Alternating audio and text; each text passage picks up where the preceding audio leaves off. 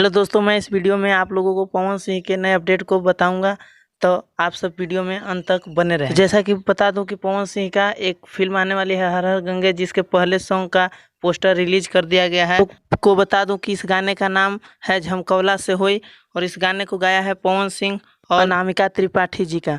और इस गाने में लिरिक्स होने वाला है रोशन सिंह विश्वास जी का। और ये गाना हर हर गंगे फिल्म का सबसे पहला गाना है और ये काफ़ी बवाल होने वाला है। तो आप सब इस गाने को खूब प्यार दीजिएगा। तो आप सबको बता दूं कि इस गाने को DRG रिकॉर्ड्स के माध्यम से रिलीज किया जाएगा। और आप सबको बता दूं कि इस गाने का कल रात को लॉन्चिंग पार्टी भी होने वाला है। इस गाने को कल यानी कि 9 अक्टूबर को सुबह 6:30 पे रिलीज किया जाएगा। तो इस पोस्टर को देखकर तो लग रहा है कि गाना काफ़ी बवाल होने वाला है, लेकिन अब आने के बाद ही पता चलेगा कि ये गाना कैसा है।